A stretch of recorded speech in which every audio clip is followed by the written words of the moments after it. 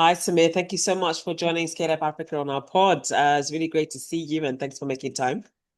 It's my pleasure. Thank you so much for having me. Great, great, great. So tell us about your journey. I mean, you are a social entrepreneur. When we talk about social enterprise, we talk a lot about the social, but not the enterprise, the business piece of it. So I think you are a fantastic example of someone who's been able to challenge some of their non-profit and NGO narratives and models that have really led to a cycle of dependency on grants and this cycle and dance that we do all the time between funders and beneficiaries.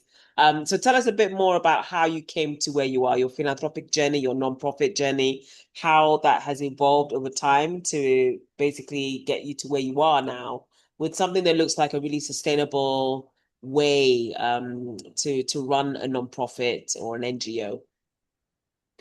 You've articulated my convictions for me, so I don't have much to say. Thank you for that. I think it really starts in the beginning for us, if you will. My dad came from Kampala, Uganda, and was actually kicked out during the Idi Amin regime. That most of your listeners are aware about. And then secondly, my mom is from Dar es Salaam. So we had this exposure, familiarity, and intimacy with East Africa. And while we are settled in North America, we spend a lot of time in Africa, getting familiar with people that, frankly, were left behind. So I always wanted to do a perfect blend of environmental and humanitarian work. Uh, and from a very early age, my parents instilled in me this concept of true sustainability, what that actually means. And nobody has a clear definition of it, but I at least have it crystallized in my mind. And so our mission at EcoSoap is simple. Our mission is to save lives. But the way in which we do it is very unique and sustainable. We work with commercial manufacturers of soap all over the world. These are your large, fast-moving consumer good companies like Reckitt and Colgate Palmolive and Procter and Gamble, who make some of the most beloved soap brands in the world. And about 1 to 2% of everything that they make is a waste product, just by virtue of the manufacturing process. And it really adds up. Every year, we estimate 40,000 metric tons of this product is landfilled every year or disposed of. 40,000 metric tons Yeah. as So that's waste. 400 as waste. That's 400 million bars, if you want to do it that way. And so when we look at some of the global statistics surrounding hygiene, 800 million kids go to school without soap present. 2 billion people around the world still can't afford it or don't have a reliable access to it. Something needed to be changed because this demographic of customer was being ignored. And so, by mobilizing these excess raw materials, we then send them to four large-scale recycling factories, which we own and operate in Sierra Leone, Tanzania, Nepal, and Cambodia. And we manufacture brand new high quality bars using our technology and our recycling process. These bars are then sold at affordable, fair prices in two channels. We sell it to everyday consumers who are seeking dignified products. And we also sell them to the NGO community who are primarily serving refugee camps and also children in schools with hygiene education programs. Sustainability to us, first and foremost, has this concept of environmental sustainability. We did not want to be creating further dependence on virgin raw materials. But secondly, and more importantly, financial sustainability. we operate a financially sustainable business model whereby we sell soap in order to cover our expenses and steady employment of the 200 women who work in our facilities around the world. And some of the most important things that I would like to talk about today is what it actually means to start your journey towards sustainability and maybe how that is at odds with the larger development space right now.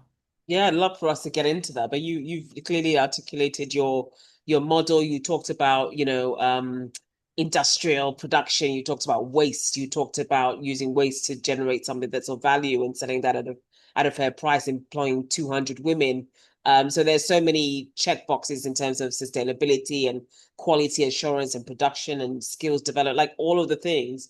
So tell us a little bit more about your key advocacy. I mean, you are a non-profit or an NGO veteran. You've dealt with all the funding models, and you know how all of this goes, right? We know a lot of nonprofits are in starvation cycles. There's not enough money to build their asset bases, employ decent staff at a decent wage. There's a lot of burnout. There's all kinds of issues going on in the nonprofit sector, who are basically carrying the weight of a lot of major large scale societal issues, which have been compounded, as we know, by cuts to aid and overseas development aid, and USAID last year.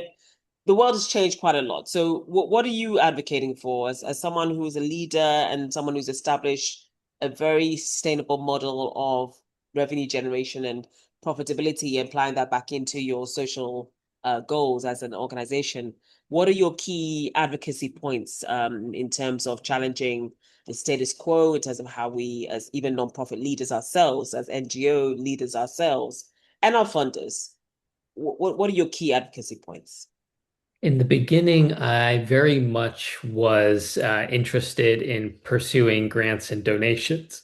And I began to observe an interesting phenomenon whereby the organization was beginning to transform into a marketing beacon for donors and grant makers. And in many ways, that was our primary audience. And it began to dawn on me slowly that our value proposition was being focused mostly on donors rather than end users. And I know a lot of NGO leaders and managers will understand what I'm saying.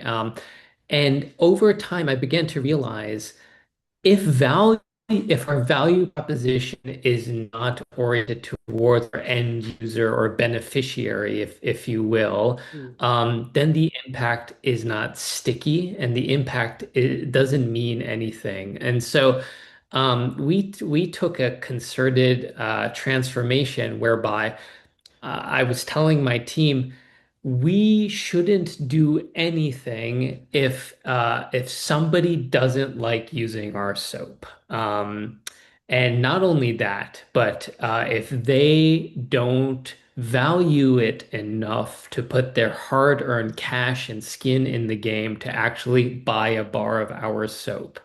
And so that's just what we obsessed over. We obsessed over quality. We obsessed over local cultural relevancies. And you wouldn't think that a product like soap could be that sensitive, but trust me, it's extremely sensitive. From the presentation to the fragrance to the size to the color, to the overall branding, it can be extremely sensitive.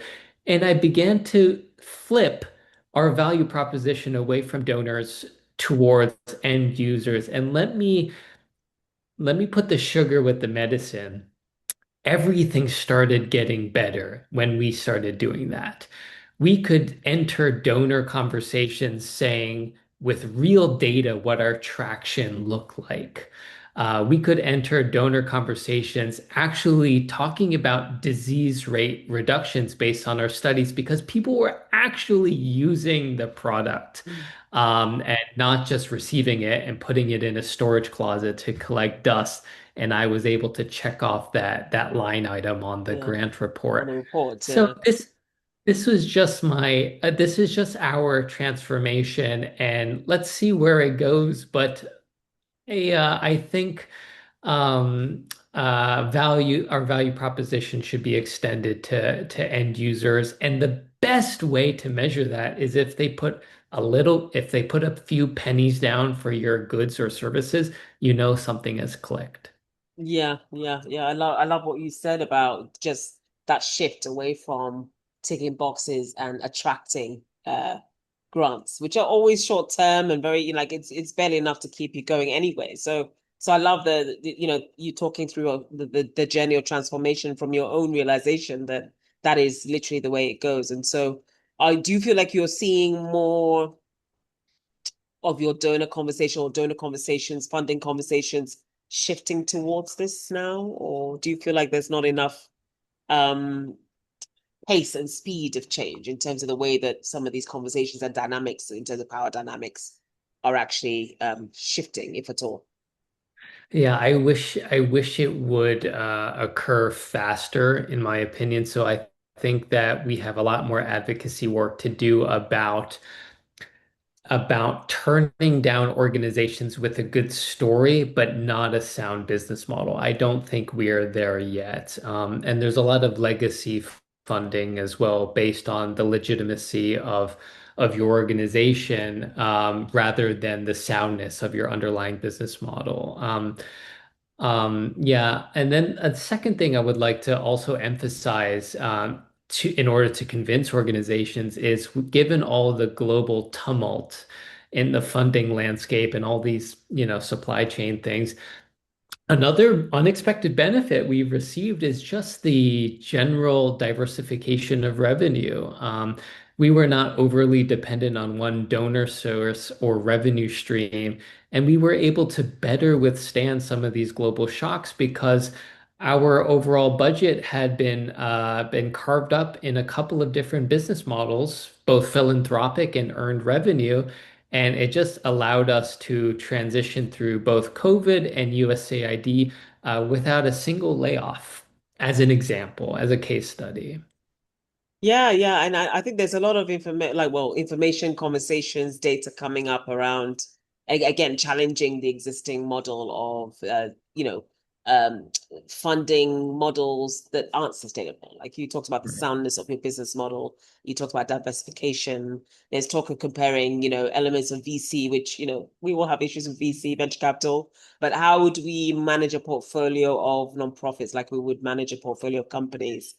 In terms of diversification and management and sound business models. So I think there's quite a bit there to play with in terms of, again, nonprofit leaders and funders of this kind of work to really challenge the way that they are approaching this, right? In terms of enabling more individuals to maybe find better ways of earning and diversifying their revenue models.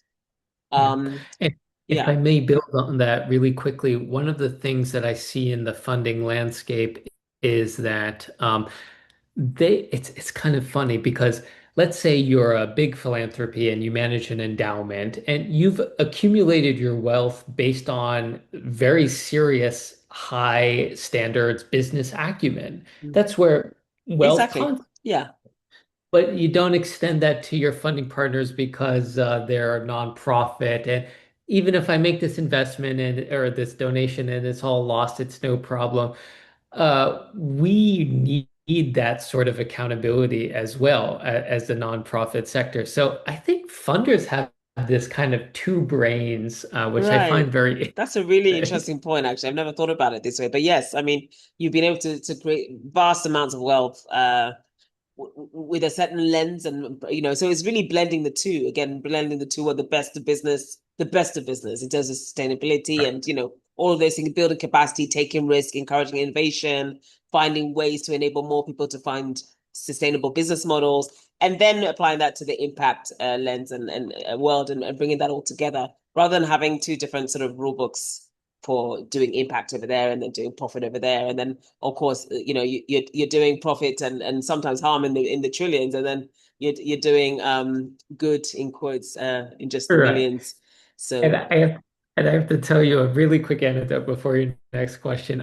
So I give a lot of talks at local universities, and And I meet a lot of really well-meaning people who say, I want to become a billionaire so I can give it away. By the way, there's a lot of soul-wrenching work that goes into becoming a A billionaire, billionaire, right? and my chances are slim. But people look at the for-profit sector as a way to use their profit margin to give it away.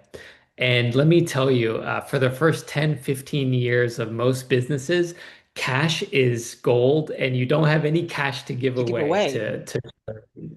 And I like to tell them, I'm operating a $4 million a year nonprofit budget. And the way I think about it is I get to give away $4 million to deserving women every single year as part of the model, as part of the work. Mm, I don't have to sell out to capitalist margins in order to give a little bit of a donation at the end of the day. mm.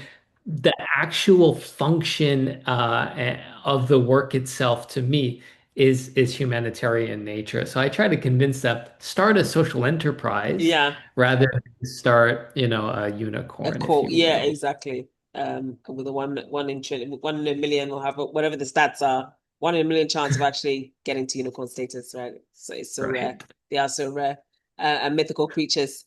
Any final words, Samir, based on the conversations around global wealth and building social enterprise and more sustainable business models around the nonprofit sector? I really enjoy the mission of this podcast. So thank you so much for putting this energy out there. My final word is to say that it can be done at scale, and it can be done in a way that nobody is thinking about. So we have so many challenges with regards to our raw materials, Mm. but that also unlocks so many different benefits as well, so many different advantages too. And so if you are thinking about a social enterprise, consider a circular model as well, because the world where it is, it doesn't need ordinary solutions. We need extraordinary solutions that make as many possible impacts at the same time.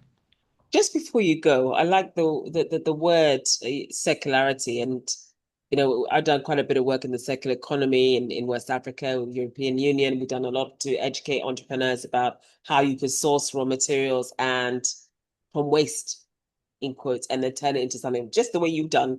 So would you be able to maybe share a word or two about this potential social entrepreneurs out there or circular economy entrepreneurs, social enterprises that, how do you spot these opportunities? What are the models that you've seen that could be replicated elsewhere in different regions? I mean, from Asia, you've been all around the world. You have a very diverse family background, as you described earlier. What would be your final word for the circular economy entrepreneurs potentially out there? One of the most chronic business models I see with new circular economy entrepreneurs is let us upcycle a waste stream into a product that only has commercial appeal to high-end or premium users. Like I don't know, taking trash, taking scrap metal and making it into very expensive jewelry that can only be sold in the UK or the US.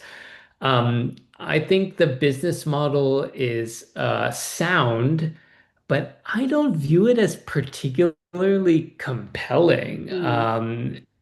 So do high earners in the UK and the US really need a recycled earring? I don't know. So Yes, yeah, and there are a lot of those models, right? Like I yeah, hear a lot of pitches. I'm like, okay, so how many tires would you have to recycle to make how many cushions or tables or but like how would that really help to reduce those landfill mountains that we see?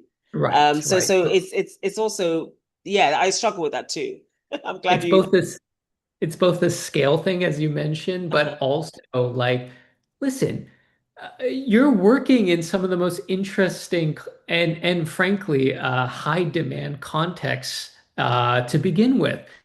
Create a relevant product in those contexts as best as you can. Make building materials out of it. And you know Mhm. what? Because your raw materials are cheaper, maybe you have a cost advantage out of it. Mhm. For example, our product, we are able to make a more affordable bar of soap that people want to use. We could have taken the path of making ultra luxury products and selling them for $10 a bar, 10 quid a bar in the US, but we didn't. Mhm. We said, you know what? We're going to sell it at 20 cents per bar and we're going to sell 10 million of them. Yes, so mass market, local market solutions, taking waste and turning that into a local product that's desirable and affordable and accessible. And that's what you're advocating for. So yeah, that is I love that model. Yeah, that anecdote at the end is like how many, recycled earrings are you going to sell in Harrods or Selfridges or indeed any other high-end store, it doesn't really address the scale of the issue. So yeah, thank you for sharing that. So Samir, thank you so much. It's really good to see you, and let's keep in touch. Really, really proud of what you're doing. Thank you so much. Bye.